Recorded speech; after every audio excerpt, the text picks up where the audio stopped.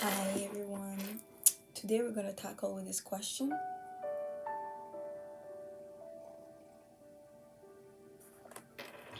Why do unconscious people, especially the one closer to us, keep seeking our old self through provocation? Why do they keep provoking us, which in turn make us react in our old self and with ego? So this is a very interesting question. As you grow more and more into your higher consciousness, into your higher self, into your spirituality, you face those challenges with those people. And it's infuriating, anyway, for me, to feel like you progress and then in the span of a couple of seconds, you're talking with your partner, you're talking with your family members, and they tell you things that provokes you. They tell you things that's gonna push your buttons, and depending of where you're at this moment emotionally or in terms of energy, either you bite to the bait or either you let that go. I can tell you with honesty that it's about 60-70 right now, so it's still a struggle to knowingly that they're trying.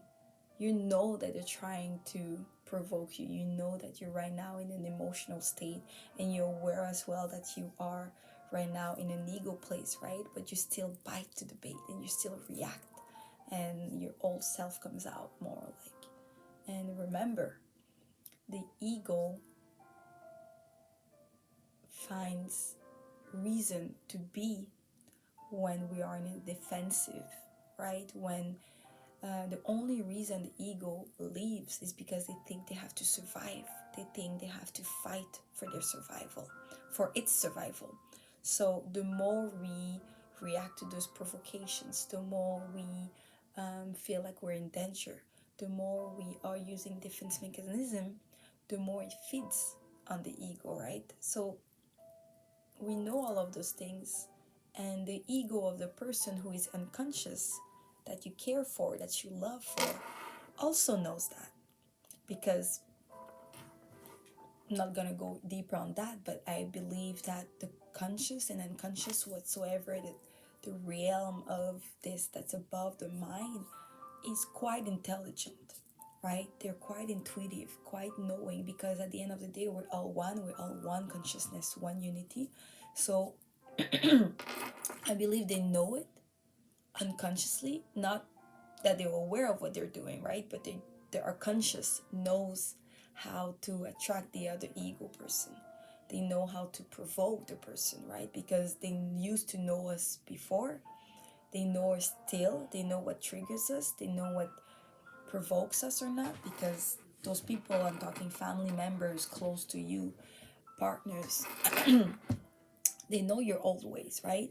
So why do they unconsciously or maybe consciously try to provoke you, try to seek out this old self, right? I believe it's simply because they fear. They fear change. They fear that they don't recognize us anymore, right? And remember again, those unconscious people still feel attached. They still feel closed. They still identify to where they are. They still identify to their ego, which is totally normal. I still identify to a certain extent to the ego. So if they still identify with it and they see you change and see you not being who you used to be, it kind of attacks, or it kind of puts in danger their own identity, because they're telling themselves unconsciously, well, if she's changing and she was far off gone in the ego and she used to be this way and she's changing completely and she reacting differently, well, what can happen to me then? What about my my sources, my my points of references, my comfort zones? right? My comfort points. If the person I care about and I love is changing in front of my eyes and I do not grasp it, well, that's not acceptable for me, because my identity, what I believe that to happen, is set to this point. So I kind of find comfort in knowing that people around me do not change. I find comfort in knowing that the people that I expected the least to change is changing. So unconsciously, their unconscious gonna push us to seek out the old self, because that's reassurance, because that's the world they know, and that's the identity that they know, right? So knowing why they do that, consciously or unconsciously, to seek out our old self, is very important and pertinent, because this way you can release it. This way you can pray for them. This way you shouldn't hold grudges against those unconscious people trying to provoke you, because they don't know better at this moment in their life. And think about it, they're just fearful. They're just fearful that what they used to know is just disappearing, and they cannot grasp what their beliefs are, right? So what I used to do is that I used to just break it apart. I'm like, hey, stop provoking me.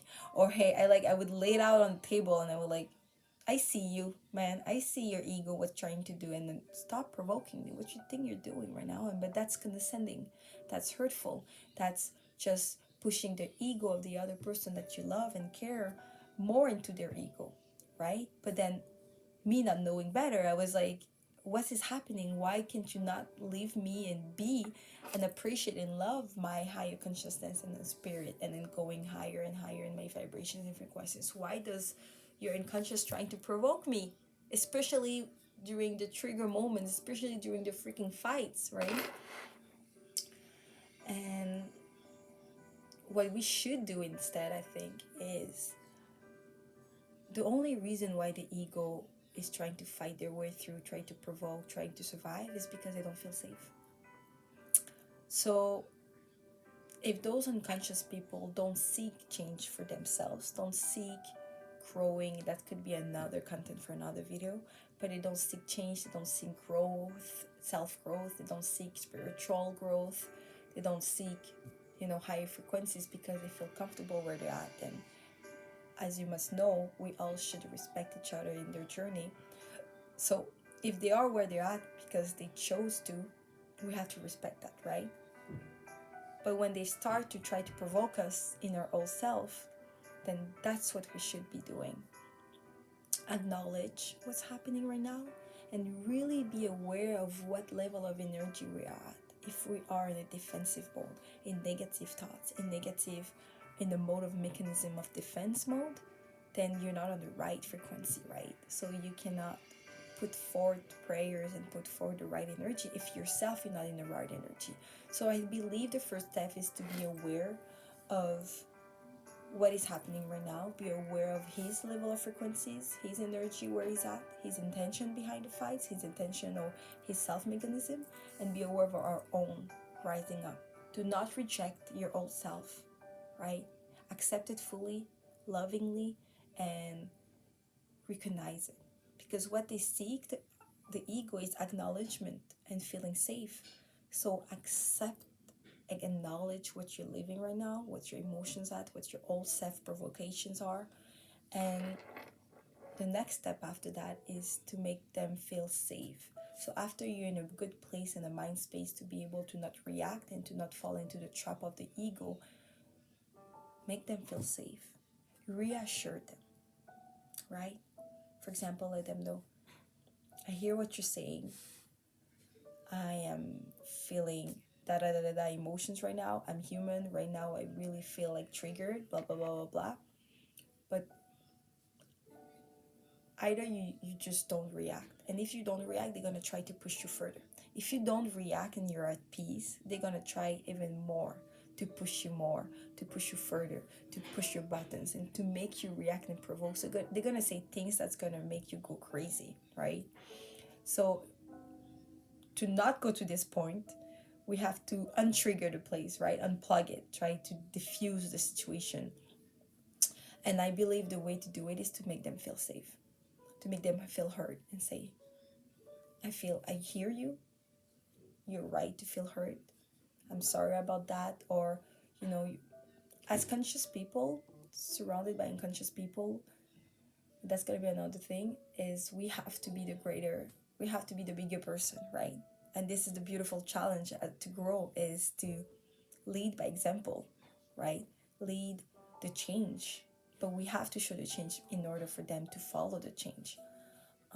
So that's what I would do, is that I would try to make them feel safe when I don't react to things the way they would know, and they don't know that they're trying to provoke me, right? So they're gonna do many things to provoke me, but instead try to diffuse it and say, listen, I hear you, I'm sorry if you feel this way, know that I'm here, like, you're safe, and let's try to find a solution.